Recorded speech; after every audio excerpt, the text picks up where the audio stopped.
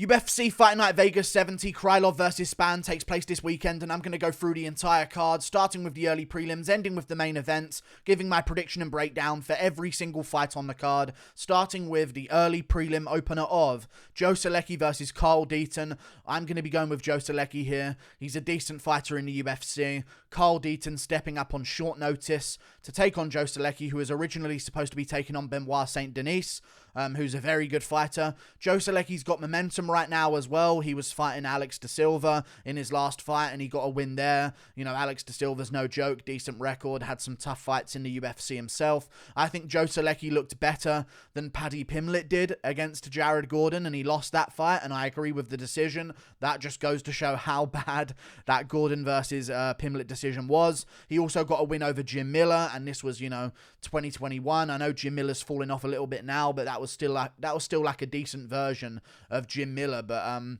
going to side with Joe Solecki here. He's a great fighter in the UFC. He's young as well, so he's still going to be improving, even if he hasn't looked amazing previously in his career. And Carl Deaton is 17-5, 2 no contests. He hasn't lost to jokes outside the UFC, and he was training for a fight that was supposed to be taking place on the same day, on Saturday, but just earlier on. So it's not like he hasn't had a training camp, but he hasn't had a training camp for Joe Solecki in the UFC on short notice. Everything's happening all at once, and I just don't see him finishing Joe Solecki early on, so I definitely don't see him winning this one as it goes on. I think Joe Solecki's going to implement his grappling game, get it off on Carl Deaton, and be able to control him to a submission win maybe in round 1 or 2, if not a decision win as the fight goes on. I trust him to get this one done against a very short notice Carl Deaton. Again, full training camp, but different than Joe Solecki, who's been preparing for a very long time to fight Benoit Saint-Denis in the UFC and has already been in the UFC as well. So I'm going to trust in Joe Solecki to win that fight. We move on. Up the card, Jose Johnson versus Garrett Armfield. I was a little bit torn over who to pick on this one, but then I did my research and I was like, I liked Jose Johnson here. Jose Johnson, little bit of a stinky record, and that's sort of what was putting me off of him in the first place, and I did think he was going to lose whenever he went on to the Contender Series as well against Jack Cartwright, because Jack Cartwright's no joke. Of course, it wasn't a perfect situation, but for both of those fighters taking that fight, it kind of got rushed together on that card on short notice, but I feel like I'm going to have to side with Jose Johnson here over Garrett Armfield, because I was going to say, Garrett Armfield didn't look bad, in his fight against David Onama, but we kind of saw that David Onama got exposed to be a bit of a one-round wonder, if you will, in the UFC. Great scrap with Nate Landwehr, but, Julian Erosa dispatches of Nate Landwehr. Darren Elkins goes to a razor-close decision with Nate Landwehr. It's not like Nate Landwehr, no disrespect to Nate the Train, the legend, of course, is like top echelon featherweight level fighter, So, I know it was upper weight class, and Garrett Armfield's now going to be fighting at bantamweight, and, it's going to be a bit more prepared for him at this moment, but Jose Johnson looked good on the Contender Series, man. Jack Cartwright's a great fighter with big power in his hands, and he managed to beat him. He was also supposed to fight in the UFC at the end of 2022, the Vince Morales fight, but that ended up not happening. It got cancelled, so he's been in preparation for a fight for a very long time, and now he's got this one put together on this card against Garrett Armfield. I'm going to trust in Jose Johnson. He showed a great ability to escape submission attempts on the Contender Series against Cartwright, so I think he can survive danger against Armfield and find himself like a TKO in the end of round 2 or round 3. I'm going to go with Jose Johnson here, getting the win, a little bit of a reach advantage, massive size advantage at bantamweight as well. He's about 5'11" as a bantamweight, so I think he's going to give Armfield some problems. Losses, but a lot of experience. I'm not going to look at the record being a little bit dirty because he has fought some decent guys. We move on. Up the card, Hailey Cowan versus Ailin Perez. This is an interesting one. I think I'm going to go with Cowan here, getting the job done over Ailin Perez. It's a little bit of a fight where it's like, do we really know how this one is going to go? If we don't, I'm just going to side with Cowan a little bit here. I feel like she's going to get this one done. She won on the Contender Series. Ailin Perez, came into the UFC, lost to Stephanie Egger, which is no joke. Stephanie Egger's a problem with her grappling, so I don't mind her losing to her, but it's just like, would she have got in anyway, is the issue that I'm having with her, to be honest with you. Would Ailin Perez have even got into the UFC anyway? Probably eventually, But, you know, she was coming off of... She was coming off a loss. Illegal knees, I get it. But, like, it's just... She didn't really have that momentum of a massive win streak coming into the UFC. But she got given the Stephanie Egger fight. Yeah, I'm going to side with Hailey Cowan. We saw her on the Contender Series against a decent opponent. She looked pretty good in that fight as well. There's not much to go off of here because they're just shit women fighters. So what do you do in these situations? Like, there ain't much to look at here. Hailey Cowan's a much bigger bantamweight. Ailin Perez is a very small bantamweight. Cowan also has a bit of a reach advantage as well. I'm going to side with her to win this one. She's been active. She's coming off a win. She's got momentum. She also lost on the regional scene to someone who is 1-2, which isn't the best, is it? But I'm going to trust in her to win this one. You know what I mean? I think she'll get it done. So I think she's a bit better than Ailin Perez. Whatever, I guess. We'll see how it goes. Not much to go off of with either of them. So I'm just going to trust in the size and the physicality. She looks like a bit more of an athlete than Ailin Perez does. You know what I mean? A little bit more defined in terms of her muscular definition. So I think if they get into any of those moments against a cage, she's going to be a little bit stronger there. So I'm going to trust in Cowan to win this fight. Take from that what you will. We move on, though, to an actual fight between men. Here we go. Rafael Alves versus Nuruollo Aliev.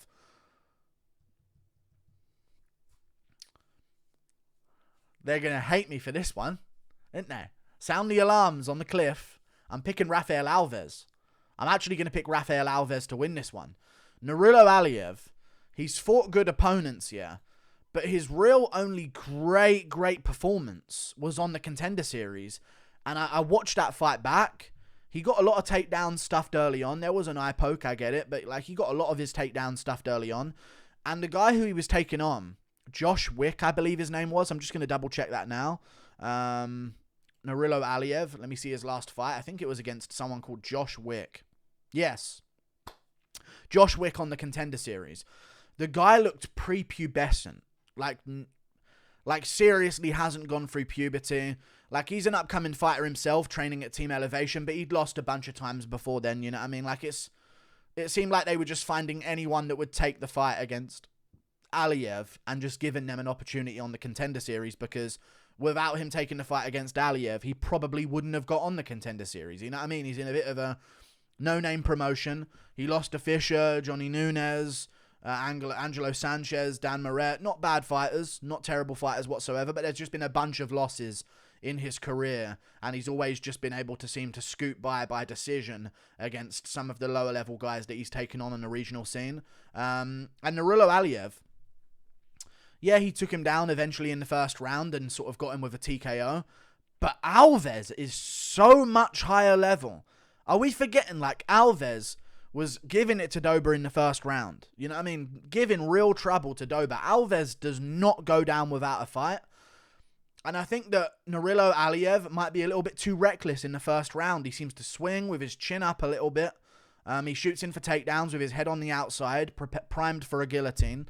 And Alves was really giving Drew Dober some problems until the late second and the third round.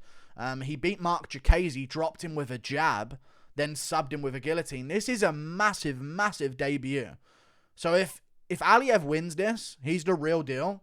Like, you beat Alves in your debut, but this, give me some other kind of debut for Aliev, you know what I mean? Like, you see Pimlet getting these free fights against trash opponents. Leavitt's okay, but the other two are like, what is going on here? Vendramini's okay, but you know what I mean? There's levels. Alves, I think, is like right there, just lower than the people that are just outside the rankings. He ain't at the bottom of the lightweight division by any means. He's still a dangerous guy. Think about his performance against Damir Ismagulov. You know? The performance he had in that fight. Didn't he drop him? And that was a really close fight that sort of Ismagulov won via control time. I think he gave him a lot of problems in that matchup. I was watching it at the start of this week, or the start of last week, I guess now that it's Monday. He gave him a lot of problems in that fight. Dropped him. Hurt him badly, was able to scramble back up to his feet in certain moments. It was just Damir Ismagulov was doing a little bit more with the total strikes. Alves gave him problems in the third round of that fight as well. So I'm actually going to go with the underdog of Alves.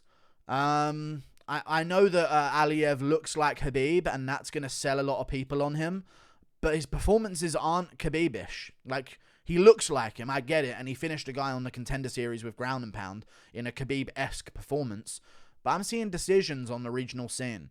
You know what I mean? If you're not able to get Alves out of there and really put him on his heels early on, I think he's got a solid chance to smack up Aliev on the feet and then catch a guillotine on a panicked takedown. So I'm going to go with Alves as the underdog here.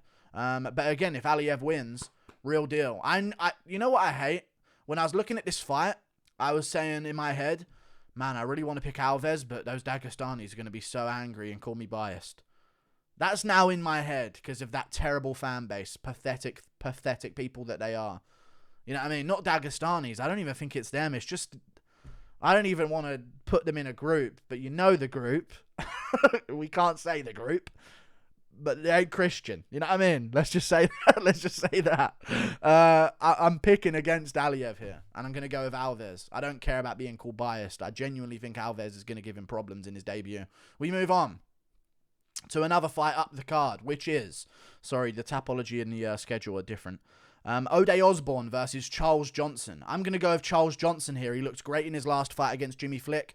Pinch a salt of that performance, though, because Jimmy Flick was a guy where you were like, you know, he said he was retired and now he's coming back. So it's kind of like an untrustworthy return fight for him.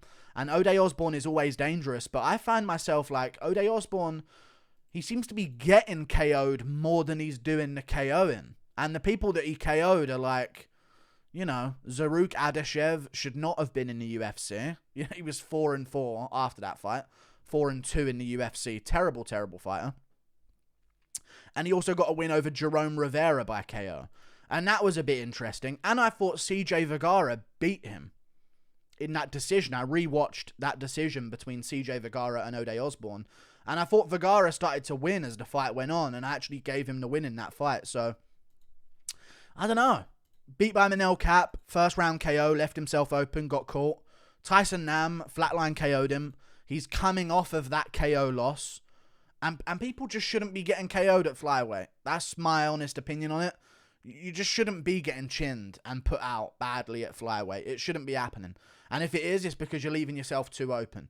It's not like you're partially blocking a shot or you're taking a shot on the forehead and you're getting KO'd at flyweight. Usually, if you get KO'd at flyweight, you're leaving your chin wide open and you're getting clipped by something fast. Charles Johnson seems very patient.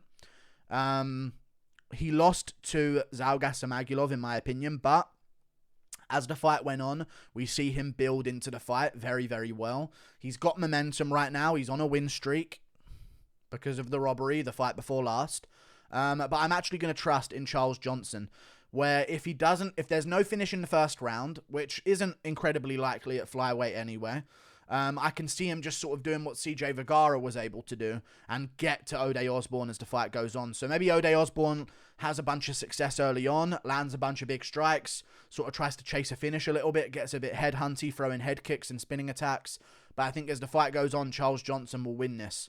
And I think he'll get it done. I definitely don't see him getting taken down by O'Day Osbourne, and that's something that O'Day Osbourne did to CJ Vergara to try and sneak himself the win, because he looks great against Makayev defending takedowns, and his cardio's great. So yeah, I think Charles Johnson gets this one done by 29-28 split decision. Close fight, but I'm going to go with Charles Johnson edging him out as the fight goes on. We move on. Up the card, Jordan Leavitt versus Victor Martinez. I'm going to trust in Jordan Leavitt. I don't think he's bad. And he's young as well. So even though he did lose to Pimlet, he was winning, I would say. He was winning against, well, on damage, I guess he loses the first round, but he was controlling Pimlet for the majority of that fight, and other than like a few select moments of like 20-second bursts where Pimlet landed the knee in the second and got the back, and Pimlet took the back at the end of the first and landed some shots, and had a couple guillotine attempts as well. But he looks a lot stronger than he is, and I think that's a surprise for some people. And Victor Martinez is not someone that I'm really too high on, to be honest with you. I need someone who's got some real heat early on to smack up Leavitt and really give him some problems. I just don't see that. He does have some finishes, but then you see like a split decision against a 7-4 Gleedson Kutis. You know what I mean? And he loses to Erick Gonzalez by split decision on the regional scene as well. It's a little bit of a worrying look, and Erick Gonzalez is also on this card, and we'll get to him in a second. I don't think much of him either, to be honest with you. He's all right. He won on the Contender Series. He won pretty well, and he got into the UFC. I just think that Jordan Leavitt, if he's able to get into a grappling match with him, I don't see Victor Martinez being able to survive those sequences, because Jordan Leavitt, like, let's not forget, had a real close fight with Claudio Puelles, I want to say, who, although is terrible at striking, I completely understand. Dude's no joke on the ground. And that fight is close. Very close. In fact, you can argue that Jordan Leavitt would have won that fight. Very close fight. So he's scrambling with some really good grapplers. I just think the problem with Jordan Leavitt's performance against Pimlet is that he had to play Pimlet's game because it's his game.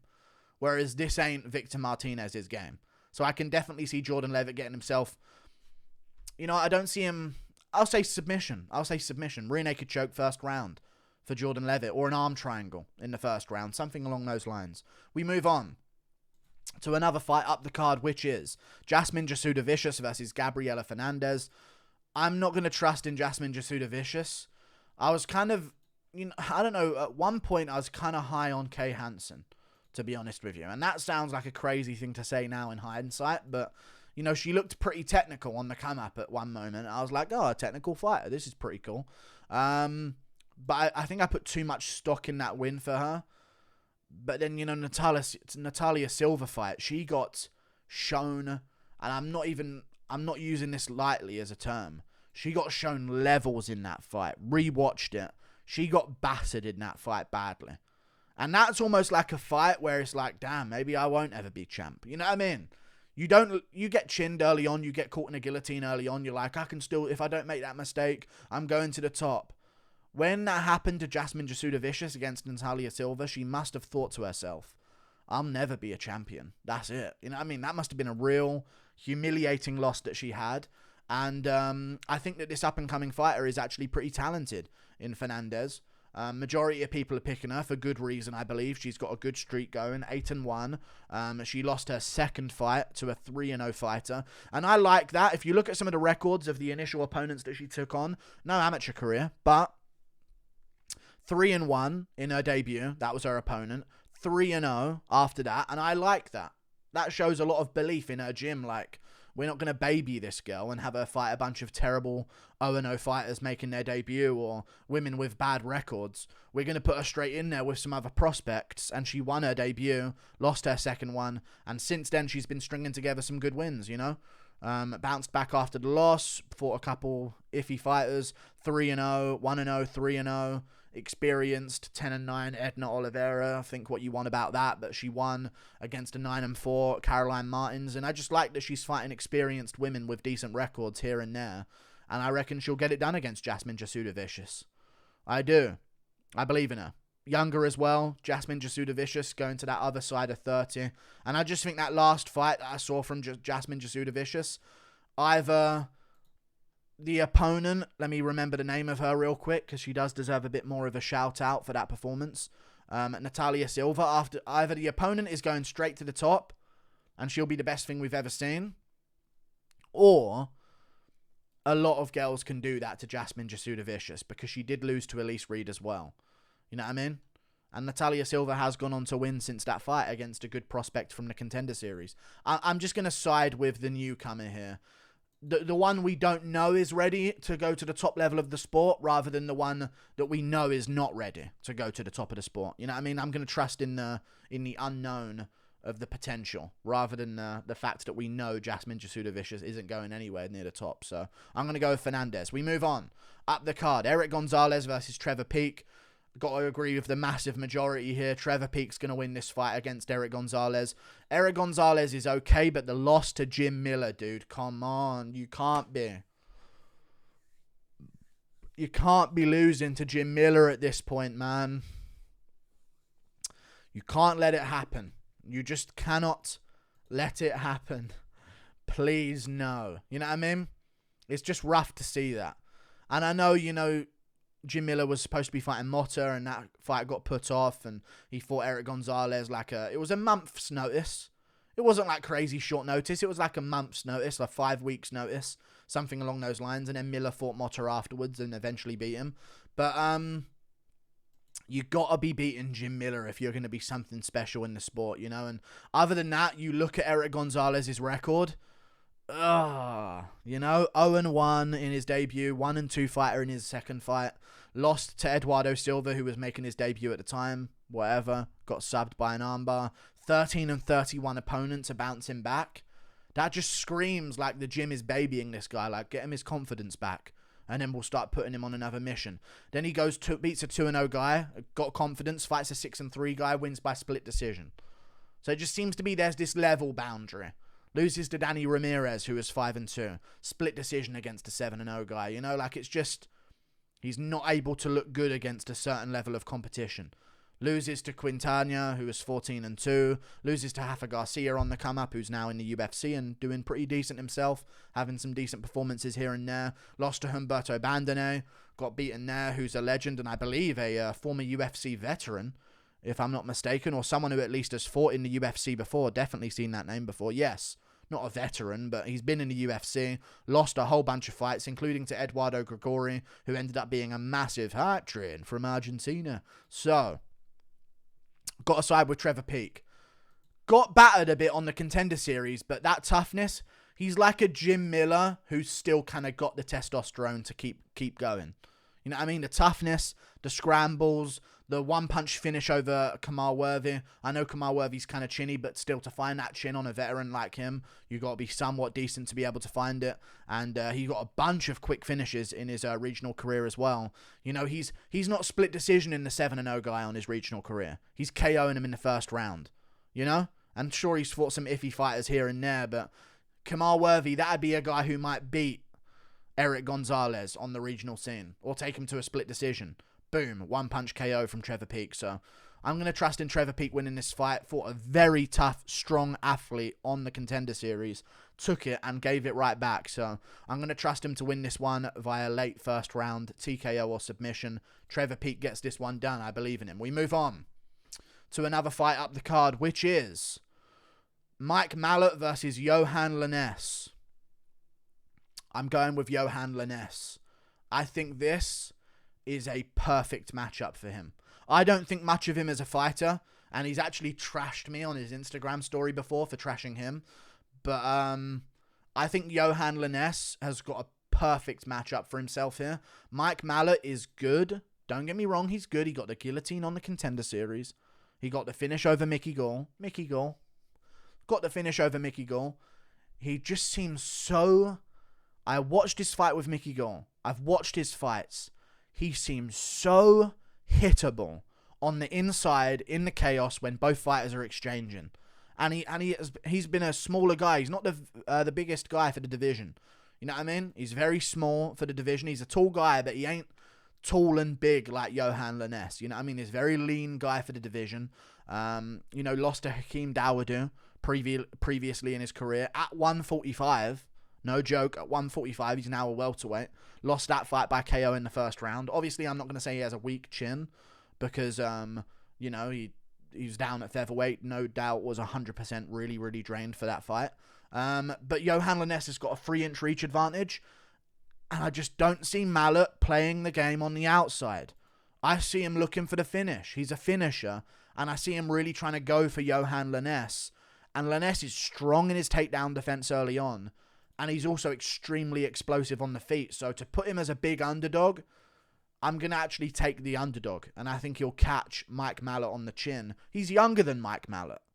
You know what I mean? He's less experienced. He's been in the game less than Mike Malott. I know he had a bad performance in his last fight, but I think he'll catch Malott on the chin in a wild exchange in round 1 and score himself a brutal KO. We move on.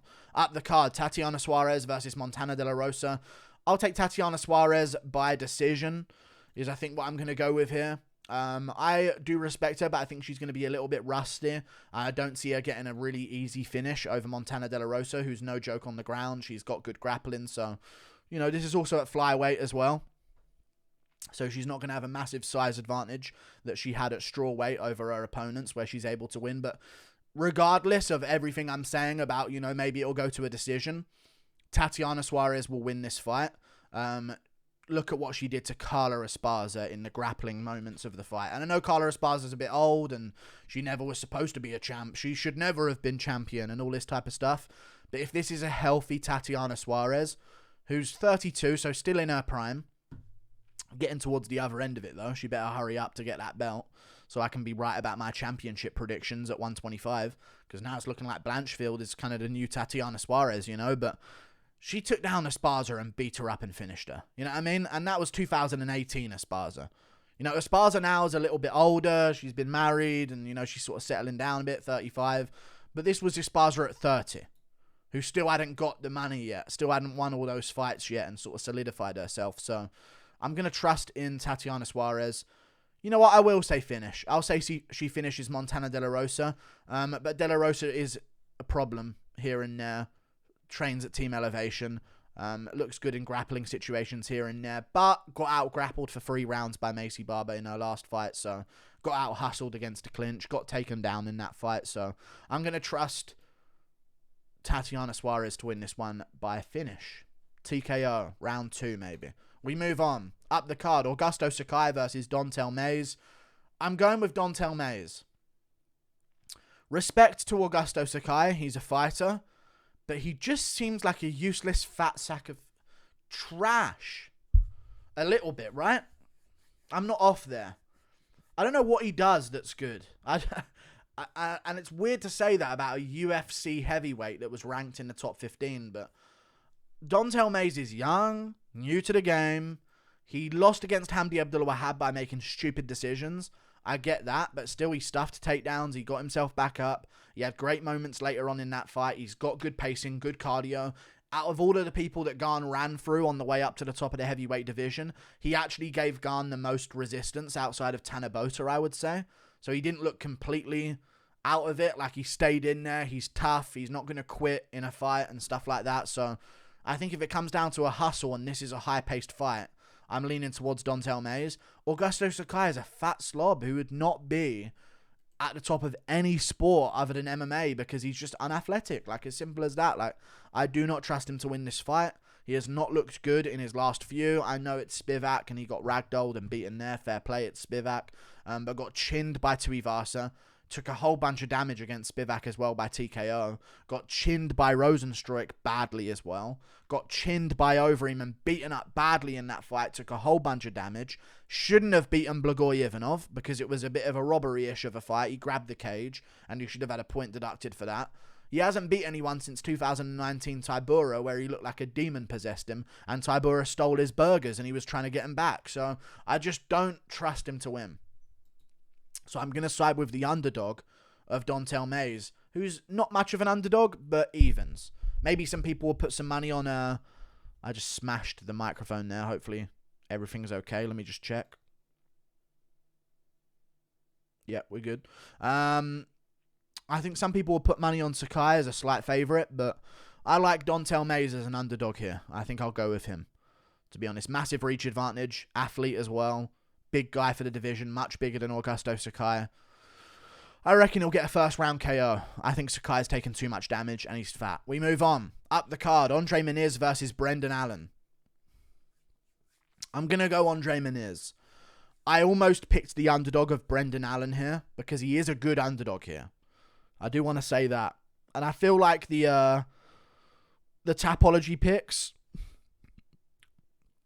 should be a little bit more varied. I think this isn't an 81% Muniz, 19% Brendan Allen. I think this is more of like a 70% Muniz, 30%, 65% Muniz, 35% Allen.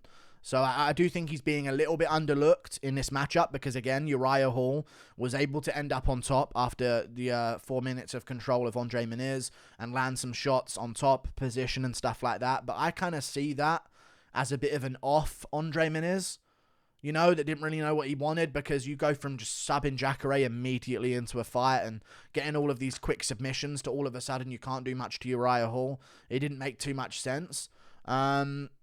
I just think Brendan Allen, been watching a lot of his fights back where he grapples, he plays the game too much, man.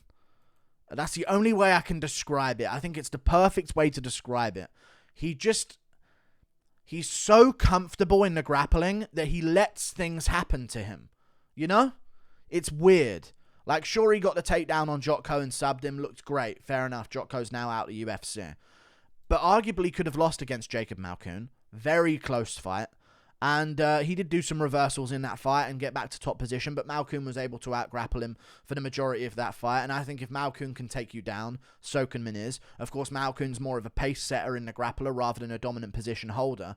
But even he was able to hold a dominant position for 7 minutes of that 15-minute fight against Brendan Allen.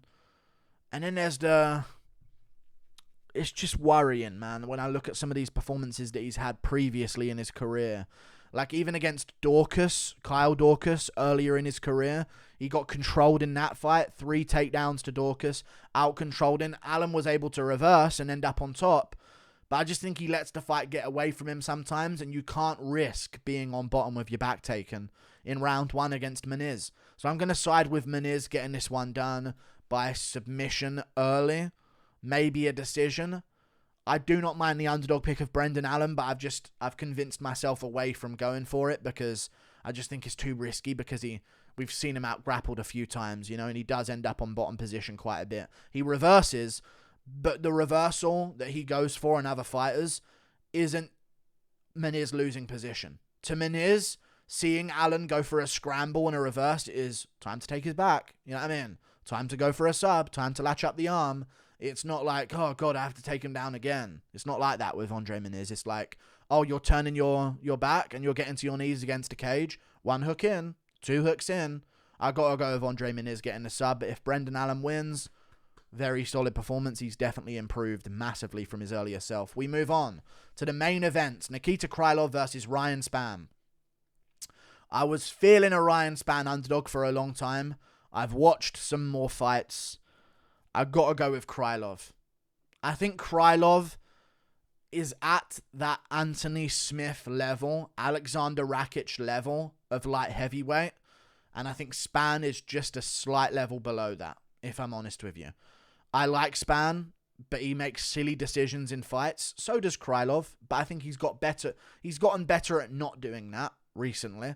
And I also think that Ryan Spann had sort of like a perfect route to get into this position, whereas Nikita Krylov's had a difficult resume over his last few fights. Fair enough, the Gustafsson one was a bit of a layup because he'd been out for so long, but same with the Dominic Reyes one for Ryan Spann, and they both KO'd him in the first round. So that we can kind of wipe both of those in my comparison here. But Cutelaba was kind of chucking around Spann, but then sort of threw himself off balance and got guillotined. Don't see that happening with Krylov. He's a much taller opponent. He's not going to throw himself off balance and get guillotined. Cue to him doing it and getting guillotined. We'll see. But I was just very impressed by Krylov's performance against Ozdemir. That's what I'm looking at here. If we wipe the Gustafsson and the Reyes one, 2 fighters who had close fights with John Jones. Reyes should have won, of course. 2 fighters who had close fights with John Jones. Eventually ended up losing on a losing streak since then and not really being able to get back to that point in their career and taking a long time off and coming back against an up-and-coming prospect and losing.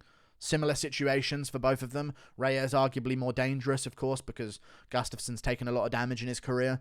We're looking at Cutelaba versus Ozdemir. You know what I mean? And I know he finished Cutelaba, but Ozdemir is tough and hard to take down. And Krylov was picking him up and dunking him. Ozdemir is very hard to take down. He's so heavy set in his base. Got a big ass, big legs. Ayo, pause. But Volkan Ozdemir was still being picked up and dunked by Krylov and getting out-hustled in that fight. And he hits really hard. And Krylov took his shots and swung right back. I think Krylov's got a better chin than Spann. Spann might have more power and higher chance at getting a first-round TKO. But Krylov's definitely tougher, more durable, more conditioned. And if this isn't a first-round finish, I'm infinitely leaning way much more towards Nikita Krylov. He had a really close fight with Magomed Ankalaev. I'm telling you, I think he's just outside the top echelon of light heavyweights. You know, Glover Teixeira, split decision. This is 2019 Glover Teixeira, who was on his way up, destroying everyone, destroying Anthony Smith. And Krylov took him to a split decision that he only lost because he fell off the back of Glover at the end of one of the rounds, and Glover ended up on top at the end of the round, and they gave the round to him. No joke. That's what I believe happened. I watched it at the start of last week. So I'm going to side with Krylov here. Tough fight with Aliev. Won the first round. Outstruck him, pushed him back, beat him up, tried to take takedowns, couldn't get him. Aliev eventually reversed enough and sort of won as the fight went on in the last two.